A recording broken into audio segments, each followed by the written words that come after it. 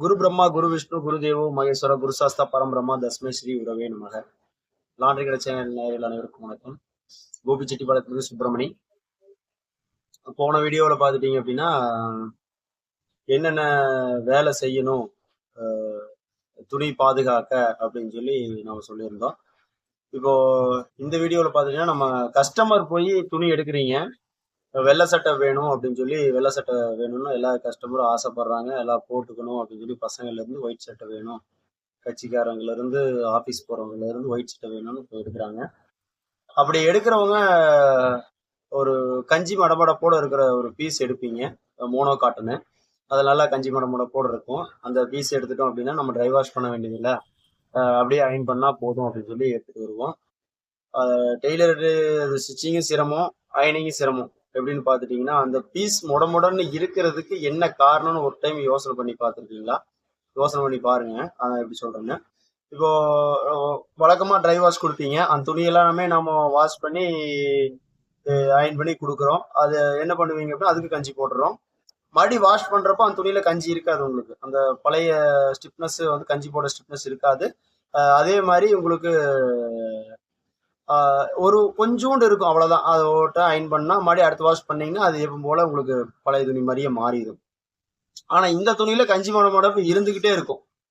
எப்படி இருந்துகிட்டே இருக்குது அப்படின்னு யோசனை பண்ணீங்கன்னா அதுக்கு வந்து அந்த பீஸ்ல வந்து என்ன கலக்குறாங்க அப்படிங்கிறத நான் யோசனை பண்ண விஷயம். ஃபெவிக்கல் இருக்குல்லங்க, அதாவது பிவிசி பைப் இந்த மாதிரி எல்லாம் நம்ம ஒட்டுறோம்ல, அந்த மாதிரி ஒரு கம் ஐட்டம் வந்து அந்த பீஸ்ல மிக்சிங் பண்ணுவாங்களாட்டுக்கு. அந்த பீஸ்ல மிக்சிங் பண்றங்காட்டிக்கு தான் அது வந்து அந்த மடமடப்பு கொடுத்துட்டே இருக்குது. சரி, மடமடப்பு கொடுக்கறதுனால ஒன்றும் பிரச்சனை இல்லை, நம்ம போல பண்ணிக்கலாம் அப்படின்னு நினைப்போம். ஆனா அந்த பீஸ் லைஃப் வருதா அப்படின்னு யோசனை பண்ணீங்கன்னா லைஃப் வராது. எப்படி, என்ன காரணம் அப்படின்னு யோசனை பண்ணீங்கன்னா, அப்போ அந்த பீஸ் ஃபெவிக்கல் மிக்சிங் பண்ண பீஸை வந்து நாம அயனிங் கொடுக்கும்போது அவங்க அதை தண்ணி தெளிச்சு எலக்ட்ரிக் பாக்ஸ்ல வச்சு அயன் பண்ணும்போது பாக்ஸ் வந்து பசைக்கும் அந்த சூட்டுக்கும் நகராது. உங்களுக்கு அப்படியே டைட்டா பிடிக்கும். அயன் பண்றதெல்லாம் அவங்களுக்கு சிரமமா இருக்கும். ஒரு சட்டை அயன் பண்ணி முடிக்கிறதுக்குள்ள சிரமம். நீங்க கேள்விப்பட்டிருப்பீங்க, கடைக்கு கொண்டு போய் கொடுத்தாவே ஐயோ இது எதுக்குங்க எடுத்தீங்க, இந்த துணி தேய்க்கவே முடியாது அப்படிம்பாங்க. நீங்க எவ்வளவு துணி கொடுத்தாலும் தேய்ச்சி கொடுத்துருவாங்க. ஆனா அந்த துணி பார்க்கும்போது அவங்களுக்கு சிரமமா இருக்கும். அப்போ அவங்க வந்து மறுபடியும் எண்ணெய் துணி போட்டு அதில் தேய்ச்சி மறுபடியும் அந்த பீஸ் மறுபடியும் அயன் பண்ணி மறுபடியும் அந்த பீஸ் தேய்ச்சி ஒரு சட்டை அவங்க அயன் பண்ணுறதுக்குள்ள சிரமமாக இருக்கும். அப்படி அயன் பண்ணுறதுனால அந்த துணி என்ன ஆகுது அப்படின்னா ரொம்ப சிரமத்தை தான் அயன் பண்ண வேண்டியதாக இருக்கும். அப்போ சூடும் தாங்குது இதுவும் தாங்குறங்காட்டி அந்த பீஸ் வந்து சீக்கிரம் உங்களுக்கு லைஃப் போயிடும். நீங்கள் அந்த பீஸ் எடுத்துருந்தீங்க அப்படின்னா இப்போ நம்மகிட்ட இருக்க அந்த பீஸ் அப்படின்னு யோசனை பண்ணி பாருங்க. இல்லை அது உங்களுக்கு சக்ஸஸாக இருக்குது அப்படின்னா நான் எதுவும் சொல்லலை, எனக்கு தெரிஞ்ச விஷயத்தை நான் சொல்கிறேன். அது வந்து அந்த பீஸ் வந்து லைஃப் வராது. என்னை பொறுத்தவரை யாரு கேட்டாங்கனாலுமே நான் அந்த பீஸ் எடுக்க வேண்டாங்க, வேற ஒரு நல்ல மெட்டீரியலா எடுங்க, விலை கம்மியா இருந்தாலும் பரவாயில்ல, அந்த பீஸ் பதிலாக நீங்க வேற எடுங்க, கொஞ்சம் லைஃப் வரும், காட்டன் மெட்டீரியலா பார்த்து எடுத்துங்க அப்படிங்கிறத நான் சொல்லுவேன். டெய்லர்களும் அதான் சொல்லுவாங்க. நீங்க டெய்லரையே கொண்டு போய் கொடுத்தீங்கன்னா இந்த பீஸ் எதுக்குங்க, அது ஊசியே இறங்காதுங்க உள்ளுக்குள்ள. அவங்களுக்கு வந்து அந்த ஊசி இறங்கி இறங்கி இறங்கி இறங்கி இதாகிறப்போ அந்த கம்முல வந்து அந்த ஊசியில வந்து அந்த கம் இறங்கி அதனால வந்து ஸ்டிச்சிங் சிரமமா இருக்கு. அவங்க ஆயில் விடுவாங்க, மறுபடியும் சட்டையில ஆயில் ஆகும். ஆமா, அந்த டெய்லரை வந்து சங்கடப்பட வேண்டியதா இருக்கும். அதுக்கு காரணம் அந்த மாதிரி பீஸ் எடுக்காம நல்ல பீஸை எடுத்து வாஷ் பண்ணுங்க. அப்போ ஒயிட் ஷர்ட் ஒயிட்டே வரமாட்டேங்குது அப்படின்னு சொல்லி சில பேர் யோசனை பண்ணுவாங்க. அதுக்கு நிறைய காரணங்கள் இருக்குது. இப்போ ஒயிட் சட்டை கலர் சட்டையோட சேர்த்து வாஷ் பண்ணாது. ஒயிட் சட்டை தனியா வாஷ் பண்ணுங்க, கலர் சட்டை தனியா வாஷ் பண்ணுங்க. அப்படி வாஷ் பண்ணும்போது தான் உங்களுக்கு அந்த ஒயிட் ஷர்ட்டு அதனுடைய இதுலயே இருக்கும். ஏன்னா இந்த கலர் ஷர்ட் வந்து கச்ச முசன்னு போட்டிருப்பாங்க, அழுக்காது உங்களுக்கு தெரியாது. ஆனா ஒயிட் ஷர்ட் வந்து இப்படியும் கொஞ்சம் கூட அழுக்கானாலுமே அது உங்களுக்கு தெரியும். ரெண்டே ஒட்டுக்கா வாஷ் பண்ணாம ஒரு 10 சட்டை இருந்ததா முதல்ல கலர் சட்டை வாஷ் பண்ணிட்டீங்களா, அதுக்கப்புறம் தண்ணி பிடுங்கி விட்டுருங்க.